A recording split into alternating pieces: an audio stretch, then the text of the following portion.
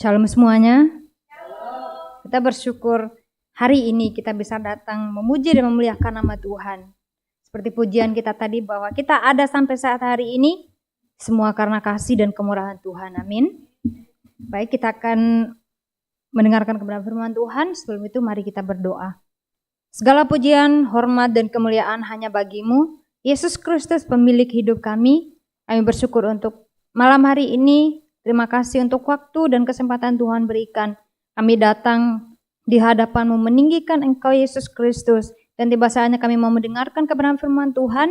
Kiranya urapi kami dengan kuasa Roh Kudus. Juga para pemuda-pemudi yang ada di tempat ini. Urapi dengan kuasa Roh-Mu. Agar melalui firman-Mu kami dapat berdiri sebagai saksi Kristus. Yang memegang Injil dimanapun kami berada. Terima kasih ya Tuhan. Di dalam nama Yesus Kristus kami berdoa. Amin.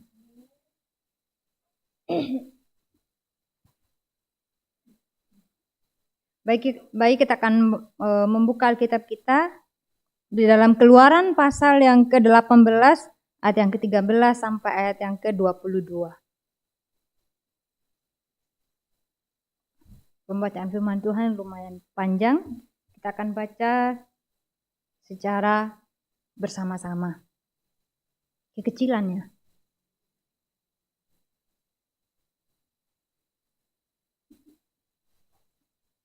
Kita akan baca secara bersama-sama. 1, 2, 3. Keesokan harinya, duduklah Musa mengadili di antara bangsa itu. Dan bangsa itu berdiri di depan Musa dari pagi sampai petang. Ketika mertua Musa melihat segala yang dilakukannya kepada bangsa itu, berkatalah ia, apakah ini yang kau lakukan kepada bangsa itu? Mengapakah engkau seorang diri saja yang duduk, sedang seluruh bangsa itu berdiri di depanmu dari pagi sampai petang? Kata Musa kepada mertuanya itu, sebab bangsa ini datang kepadaku untuk menanyakan petunjuk Allah. Apabila ada perkara di antara mereka, maka mereka datang kepadaku dan lagi pula aku memberitahukan kepada mereka ketetapan-ketetapan dan keputusan-keputusan Allah. Tetapi mertua Musa menjawabnya, tidak baik seperti yang kau lakukan itu. Engkau akan menjadi sangat lelah, baik engkau, baik bangsa yang beserta engkau ini, sebab pekerjaan ini terlalu berat bagimu. Takkan sanggup engkau melakukannya seorang diri saja. Perkataanku, aku akan memberi nasihat kepadamu dan Allah akan menyertai engkau. Adapun engkau, wakililah bangsa itu di hadapan Allah dan kau hadapkanlah perkara-perkara mereka kepada Allah. Kemudian haruslah engkau mengajarkan ketetapan-ketetapan dan keputusan-keputusan dan memberitahukan kepada mereka jalan yang harus dijalani dan pekerjaan yang harus dilakukan. Di samping itu, kau carilah dari seluruh bangsa itu orang-orang yang cakap dan takut akan Allah, orang-orang yang dapat dipercaya dan yang benci kepada pengejaran suap. Tempatkanlah mereka di antara bangsa itu menjadi pemimpin 1.000 orang, pemimpin 100 orang, pemimpin 50 orang, dan pemimpin 10 orang.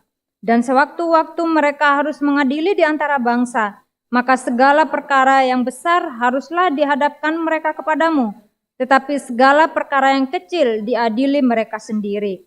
Dengan demikian mereka meringankan pekerjaanmu, dan mereka bersama-sama dengan engkau turut menanggungnya. Amin. Kepada maka kau akan sanggup menahannya dan seluruh bangsa ini akan pulang dengan puas, senang ke tempatnya. Amin. Terlalu panjang. Ya. Dari firman Tuhan malam hari ini kita akan melanjutkan tema kita dari minggu yang lalu. Apakah masih ada yang ingat tema minggu lalu apa? Yehowa Nisi, panji kemenanganku. Apakah di minggu berjalan ini kita dapat menikmati Yesus yang adalah panji kemenangan kita? Amin. Dan kita bersyukur bahwa sampai hari ini pun juga Kita ada sebagaimana kita ada, semua karena kemenangan yang Tuhan berikan, yang dijamin di dalam kehidupan kita. Amin. Dari firman Tuhan malam hari ini kita akan membahas mengenai tema hidup dengan rasa takut kepada Allah. Firman Tuhan hari ini ada maksud dan tujuan. Kenapa tema kita berjudul hidup dengan rasa takut kepada Allah. Seperti dari firman Tuhan yang minggu yang lalu, di mana bangsa Israel mengalami masalah, mengalami kesulitan di padang gurun, di mana mereka kekurangan ini itu, Tuhan menyediakan semuanya itu kepada mereka. Dan pada akhirnya mereka di tengah ketidakberdayaan mereka, datanglah siapa yang menyerang mereka? Bangsa Amalek menyerang mereka dari belakang. Di tengah keputusasaan mereka, datanglah Amalek untuk menyerang mereka, mau membunuh mereka, mau menghabisi mereka. Namun dengan tangan Tuhan sendiri, Tuhan membela umat pilihannya. Tuhan tidak pernah meninggalkan mereka. Walaupun kadang bangsa Israel selalu dan terus-menerus memberontak di hadapan Tuhan. Sampai mereka mengatakan, ada Tuhan gak sih di tengah-tengah kita? Kalau ada Tuhan mana? Tunjukkan. Padahal dari awal mereka keluar dari tanah Mesir, semua itu karena Tuhan yang menuntun mereka. Namun ada saat di mana mereka tidak percaya kepada Tuhan. Ada saat di mana mereka mengikuti keinginan-keinginan mereka sendiri. Tanpa mereka memiliki rasa takut kepada Tuhan. Bukan berarti, aku takut. Aku gak mau dekat sama Tuhan, aku gak mau ketemu Tuhan. Bukan seperti itu. Namun di sini rasa takut bagaimana mereka benar-benar memiliki, mengagungkan nama Tuhan, menghormati nama Tuhan, memuliakan nama Tuhan yang ada di tengah-tengah mereka.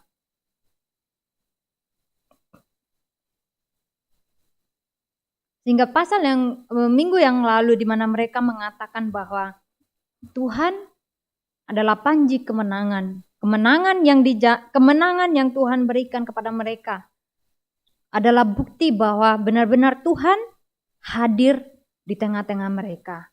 Dan di pasal hari ini di mana Musa mengangkat hakim-hakim untuk membantu dia. Dan kita tahu bahwa sebelum Tuhan pada waktu Tuhan memanggil Musa untuk memimpin bangsa Israel keluar dari tanah Mesir. Kira-kira Musa berkata apa kepada Tuhan?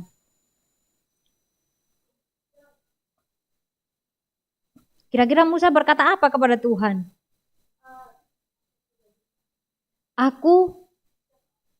Siapakah aku ini Tuhan? Aku tidak bisa untuk membawa bangsa Israel keluar dari tanah Mesir. Siapakah aku ini Tuhan? Aku tidak mampu ya Tuhan. Aku tidak mampu, tidak bisa berbicara.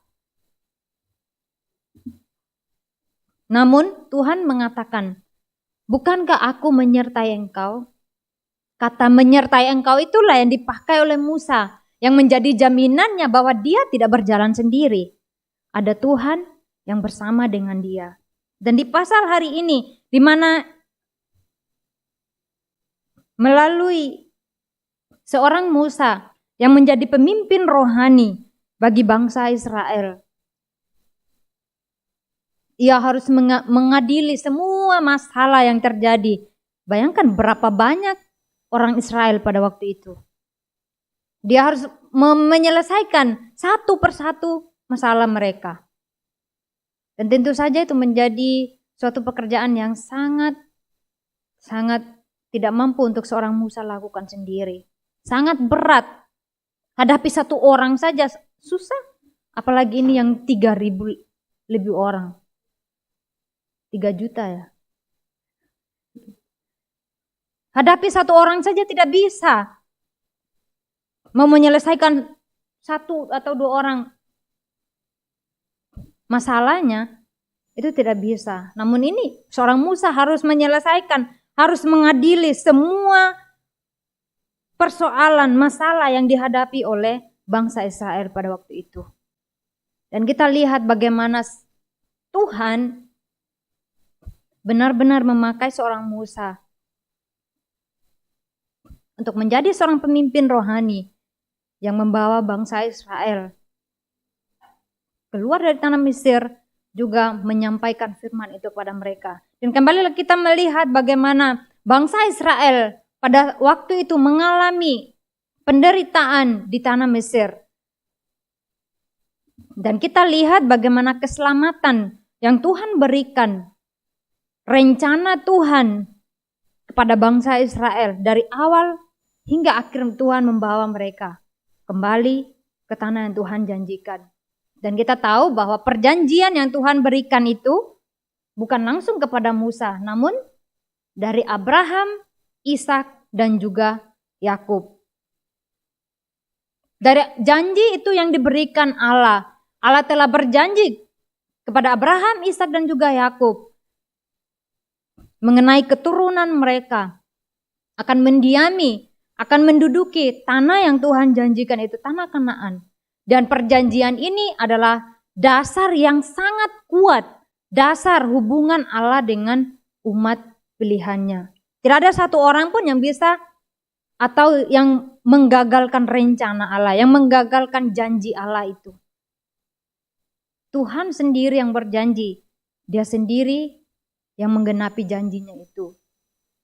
Dengan bukti bahwa ketika bangsa pilihan Tuhan, umat Israel, mengalami penderitaan di tanah Mesir, apakah Tuhan tinggal diam? Walaupun sudah beberapa tahun. Janji itu diberikan kepada Tuhan. Janji itu diberikan kepada Abraham, Israel, juga Yakub. Namun tetap Tuhan terus kembali mengulang janjinya itu, terus kembali mengingat janjinya itu kepada umat pilihannya. Ketika bangsa Israel mengalami perbudakan, mereka diperbudak di tanah Mesir, mereka berteriak kepada Tuhan. Tuhan tidak tutup mata, atau Tuhan tidak menutup tangannya untuk tidak menolong mereka. Karena Dia tahu bahwa mereka adalah umat pilihannya. Tuhan melepaskan mereka, Tuhan membebaskan bangsa Israel yang tadinya diperbudak untuk keluar ke tempat yang Tuhan janjikan kepada mereka. Ke tanah Kanaan, tanah perjanjian, di mana Allah yang menjanjikan tanah Kanaan itu, tanah perjanjian itu, untuk diberikan kepada keturunan daripada Abraham, Ishak, dan juga Yakub. Dan kita tahu bahwa tanah Kanaan di mana di sana dijanjikan bahwa keselamatan yang besar atas umatnya melalui Yesus Kristus yang akan lahir di tanah Kanaan, di tanah perjanjian, bahwa Dia yang akan membebaskan umatnya, Dia yang akan menyelamatkan semua orang yang harusnya mati binasa. Namun kita lihat bahwa rencana keselamatan itu yang sangat besar yang diterima oleh bangsa Israel, di mana Tuhan sendiri yang mengawal mereka dari tanah Mesir, Tuhan sendiri yang ada yang menuntun mereka dari keluar dari Mesir hingga pada akhirnya mereka memasuki tanah Kanaan. Dan kita tahu bahwa oleh darah itulah ketika bangsa Israel mau keluar dari tanah Mesir, ada perjanjian yang kekal di mana darah dioleskan di ambang pintu sehingga bangsa Israel, umat pilihan Tuhan, dapat diselamatkan. Dan melalui darah itulah kita juga diselamatkan. Melalui kematian Yesus Kristus di atas kayu salib, darahnya yang tercurah untuk kita, yang harusnya kita yang mati. Namun Yesus Kristus telah mati untuk saya dan saudara, agar kita memperoleh pembebasan di dalam Yesus Kristus. Dan oleh darah itu jugalah pengorbanan seekor domba. Dan darah itulah yang menyelamatkan, yang membebaskan bangsa Israel. Dan kalau kita lihat bahwa itu adalah suatu keselamatan yang tidak pernah kita dapatkan dimanapun di dalam kehidupan kita. Kalau kita menyadari bahwa benar-benar bahwa saya diselamatkan hanya oleh karena darah Yesus Kristus, pengorbanan Yesus Kristus di atas kayu salib. Kita diselamatkan bukan karena kebaikan yang kita lakukan bukan karena kita orangnya baik, terus kita bisa berkorban sama orang lain, tidak. Tidak ada seorang pun yang mau berkorban untuk saya dan saudara selain daripada Yesus Kristus itu sendiri. Amin. Dan Tuhan yang membawa bangsa Israel keluar dari tanah Mesir ke tempat yang Tuhan janjikan. Juga Tuhan yang menuntun mereka, Tuhan yang mengawal kehidupan mereka. Seperti dalam Keluaran 14 ayat 19 bagaimana. Kemudian bergeraklah malaikat Allah yang tadinya berjalan di depan tentara Israel, lalu berjalan di belakang mereka. Dan tiang awan itu bergerak dari depan mereka, lalu berdiri di belakang mereka. Tiang awan dan tiang api yang menuntun bangsa Israel, yang membimbing mereka keluar dari tanah Mesir. Di mana Tuhan sendiri yang turun tangan membawa umatnya, umat pilihannya keluar dari tanah Mesir. Tuhan melindungi mereka dari depan dan dari belakang. Juga sama dengan kita orang-orang yang percaya kepada Tuhan. Tuhan mengutus para malaikatnya melindungi saya dan saudara sampai saat ini. Amin. Karena kita adalah orang-orang yang percaya kepada Yesus Kristus, yang memiliki kewargaan surga. Dan kita percaya bahwa sebagai orang pilihan Tuhan, yang perlu kita ingat bahwa sampai detik ini pun, walaupun kita merasa sendiri, namun sebenarnya kita tidak pernah sendiri. Amin. Selalu ada Tuhan yang menuntun kehidupan kita. Demikian juga bangsa Israel. Mereka sebenarnya ketika saya membaca firman Tuhan, saya juga sambil merenungkan, sambil berpikir. Pada saat bangsa Israel ketika mereka sudah mengalami semua kuasa Tuhan, tuntunan Tuhan, bimbingan Tuhan, Tuhan membawa mereka keluar dari tanah Mesir sampai di padang gurun, bahkan sampai ke tanah Kanaan pun. Mereka masih ada yang berpikir bahwa masih ada yang tidak percaya kepada Tuhan. Mereka masih bertanya ada Tuhan atau tidak. Dan saya berpikir, terus Tuhan yang menuntun mereka dari tanah Mesir dengan tiang awan dan tiang api itu siapa? Walaupun mereka sendiri sudah melihat, namun mereka tidak percaya bahwa Tuhan ada di tengah-tengah mereka. Bagaimana dengan kita? Apakah kita melihat Tuhan? Apakah kita melihat Tuhan dengan mata kepala kita sendiri baru kita percaya? Namun melalui semua perbuatan Tuhan, keagungan Tuhan, kebaikan Tuhan yang kita alami sampai detik ini, dan melalui kebenaran firman Tuhan, kita meyakini bahwa Tuhan itu ada. Bahkan kita ada pun bukan secara kebetulan kita ada. Semua karena Tuhan yang menuntun hidup saya dan saudara sampai detik ini. Amin. Bangsa Israel yang mengalami konflik pada saat itu, mengalami persoalan pada saat itu. Dan mertua daripada Musa yaitu adalah Yitro. Ketika dia melihat bahwa bangsa Israel begitu banyak dan seorang Musa sendiri yang duduk untuk menyelesaikan setiap persoalan mereka satu persatu. Dan Yitro mertuanya melihat bahwa sebenarnya itu hal yang sangat berat bagi Musa untuk lakukan. Dia harus satu persatu. Masalah itu harus ia menyelesaikan sendiri. Sehingga dia memberikan nasihat. Dan nasihat itu juga dari Tuhan. Ia menasihati dia untuk di ayat yang ke-21. Firman Tuhan katakan, di samping itu kau carilah dari seluruh bangsa itu orang-orang yang cakap dan takut akan Allah. Orang-orang yang dapat dipercaya dan yang benci kepada pengajaran suap. Tempatkanlah mereka di antara bangsa itu menjadi pemimpin 1.000 orang, pemimpin 100 orang, pemimpin 50 orang, dan pemimpin 10 orang. Dan kita tahu bahwa persoalan yang dialami oleh bangsa Israel, walaupun kita tidak tahu pasti bahwa apa saja persoalan mereka yang mereka alami pada waktu itu. Namun di sini Musa duduk di depan bangsa Israel untuk mengadili mereka satu persatu, untuk menyelesaikan setiap persoalan mereka. Dan melalui mertuanya menasihati dia untuk memilih orang-orang yang cakap di sini dan yang takut akan Allah, orang-orang yang dapat dipercaya dan yang benci kepada pengajaran suap. Dan kita tahu ketika mertua daripada Musa menyampaikan nasihat ini kepada Musa, Musa mengikuti apa yang disampaikan itu. Bahwa dia benar, bahwa dia seorang diri tidak mampu untuk menyelesaikan semua persoalan, semua masalah yang dihadapi oleh bangsa Israel.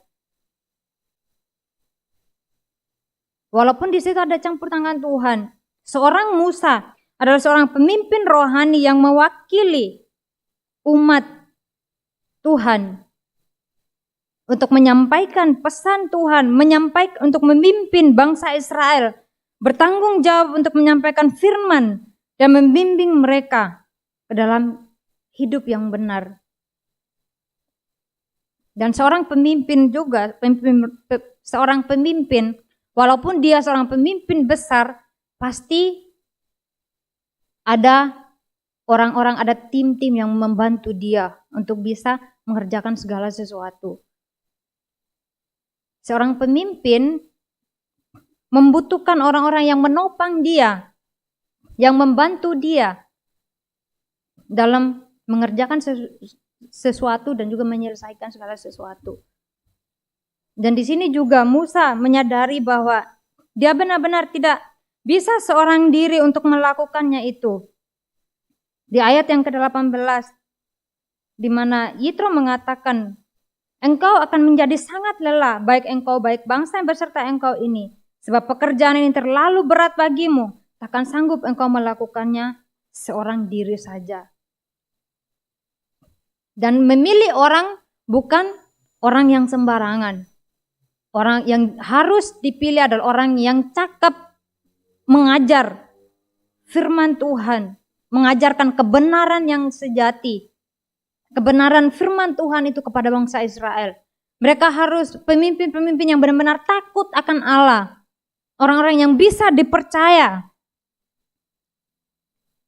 Pemimpin harus memiliki kemampuan untuk berbicara, untuk menangani perkara-perkara umat bangsa Israel pada waktu itu. Juga pemimpin harus membuat keputusan yang bijaksana. Berdasarkan apa? Berdasarkan firman Tuhan. Harus memilih pemimpin yang dapat dipercaya dan jujur dalam setiap tindakannya. Menjadi teladan bagi umat Tuhan. Dan menjadi seorang pemimpin yang bisa mengambil keputusan yang benar di hadapan Tuhan. Berdasarkan firman Tuhan, bukan berdasarkan keinginan mereka.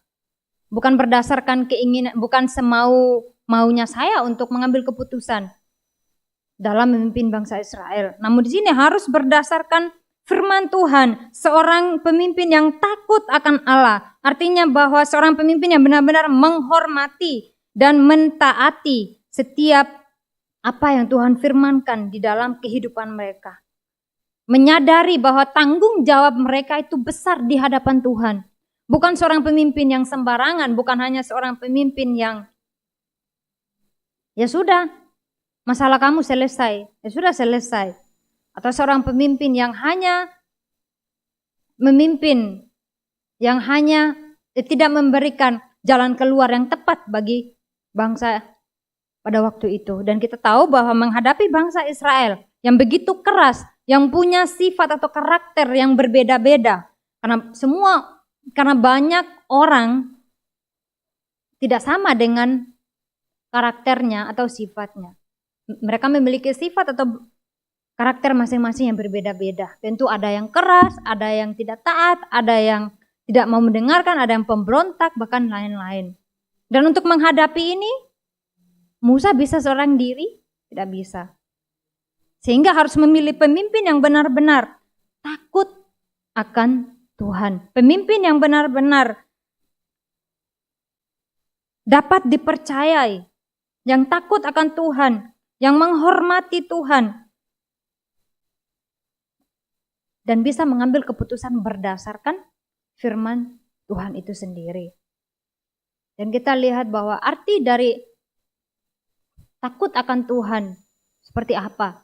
Takut akan Allah berarti memiliki rasa hormat dan kagum yang mendalam terhadap kebesaran dan kekudusan Allah itu sendiri. Takut akan Allah menghasilkan transformasi karakter yang membuat kita semakin serupa dengan Kristus. Dan takut akan Allah mendorong kita untuk mentaati perintah-perintahnya dengan sukacita, bukan karena terpaksa. Tentu ketika Musa memilih pemimpin-pemimpin ini, dia tidak secara terpaksa, ya sudah kamu saja yang pimpin ini. Kamu yang pimpin pemimpin 1000 orang, 100 orang, 50 orang, 10 orang. Musa tahu benar-benar siapa pemimpin yang bisa bertanggung jawab memimpin. Baik itu 1000 orang, 100 orang, 50 orang, dan juga 10 orang. Mereka adalah pemimpin-pemimpin yang dipilih, yang memiliki tanggung jawab yang besar di hadapan Allah. Dan yang mereka ajarkan adalah yang mereka harus dalam mengambil sebuah keputusan harus berdasarkan apa yang Tuhan firmankan, bukan berdasarkan apa yang mereka inginkan. Juga pemimpin adalah orang yang takut akan Allah, akan mempercayai Tuhan dalam segala situasi, bahkan dalam kesulitan dan penderitaan. Seorang pemimpin benar-benar seorang yang mau berkorban di hadapan Tuhan, juga di hadapan orang yang dipimpinnya. Dan saya percaya bahwa kita adalah pemimpin masa depan. Untuk itu kita harus hidup dengan rasa takut kepada Allah, menyadari bahwa Dia adalah Tuhan atas hidup kita, dan bahwa Dia bertanggung jawab atas hidup kita. Amin. Seperti Musa yang memilih pemimpin yang takut akan Tuhan. Juga Tuhan memilih kita orang-orang yang percaya, yang takut kepadanya untuk menjadi pemimpin masa depan. Yang membawa nama Tuhan. Yang menyaksikan nama Tuhan kepada orang lain. Dan saya percaya bahwa kita adalah orang-orang yang benar-benar memiliki rasa kagum, rasa hormat, rasa takut kepada Tuhan. Karena Dia adalah pemilik hidup kita, bukan kita yang menjadi pemilik hidup kita. Amin. Juga pemimpin yang takut akan Tuhan. Rasa takut kepada Allah memiliki dampak yang mendalam di dalam kehidupan kita sehari-hari. Memiliki rasa hormat dan kagum yang mendorong umat Tuhan untuk hidup sesuai dengan kehendaknya. Seorang pemimpin yang takut akan Tuhan adalah seorang yang menunjukkan karakter yang berbeda dari dunia. Mereka menjunjung tinggi kebenaran, keadilan, dan integritas dalam segala aspek kehidupan mereka. Juga pemimpin yang takut akan Allah adalah seorang pemimpin yang membuat keputusan yang bijaksana berdasarkan firman Tuhan, bukan berdasarkan keinginan daging kita. Dan saya percaya bahwa kita adalah pemimpin-pemimpin Tuhan, pemimpin masa depan yang mengambil keputusan berdasarkan apa kata firman Tuhan, bukan berdasarkan apa kata saya. Atau bukan berdasarkan apa kata orang lain, kata orang tua, tetapi berdasarkan apa kata firman Tuhan. Dan dari firman Tuhan malam hari ini, kita akan coba baca bersama-sama di dalam Yosua pasal yang keempat ayat yang ke-24. Ini ada juga di depan. Kita akan baca secara bersama-sama. 1, 2, 3. Supaya semua bangsa di bumi tahu bahwa kuat tangan Tuhan, dan supaya mereka selalu takut kepada Tuhan Allahmu. Ada alasan kenapa kita harus menjadi orang atau menjadi seorang pemimpin yang benar-benar takut akan Tuhan. Supaya apa di sini? Supaya semua bangsa di bumi tahu bahwa kuat tangan Tuhan, dan supaya mereka selalu takut akan Tuhan. Dan bagi kita sebagai pemuda-pemudi di zaman ini, kehidupan kita adalah hidup yang bersaksi bagi orang lain. Dan melalui hidup kita yang takut akan Tuhan, dunia dapat melihat dan mengetahui siapa Tuhan itu di dalam hidup kita. Sebagai pemuda-pemudi Tuhan, walaupun di tengah kesulitan, di tengah persoalan yang kita hadapi saat ini, tetaplah berdiri sebagai seorang pemimpin rohani yang berdiri di atas kebenaran firman Tuhan. Amin. Yang berdiri di atas dasar iman untuk menjadi saksi yang tampil beda dari orang lain. Menjadi saksi Kristus yang takut akan Tuhan. Memegang Injil, memegang firman Tuhan Allah yang benar. Sehingga orang lain di luar sana bisa membedakan. Oh, ini orang yang takut akan Tuhan, yang percaya Tuhan. Dan ini bukan orang yang percaya kepada Tuhan. Orang lain dapat melihat siapa Tuhan itu di dalam kehidupan kita. Dan melalui Tuhan yang kita percayai, yang kita kagumi di dalam kehidupan kita. Kita dapat berdiri sebagai saksi Kristus yang memberitakan kebenaran sejati dimanapun kita berada. Amin. Sekian dari firman Tuhan, malam hari ini kita akan berdoa. Terima kasih ya Tuhan, Engkau telah menuntun dan menyertai hidup kami. Dan jadikan kami sebagai pemuda-pemudi Tuhan yang memiliki rasa takut dan kagum, hormat akan Engkau ya Tuhan. Dan jadikan kami sebagai pemimpin-pemimpin rohani yang dapat berdiri di atas kebenaran Injil yang benar dan menjadi saksi Kristus dimanapun kami berada. Urapi kami semua dengan kuasa Roh Kudus di dalam nama Yesus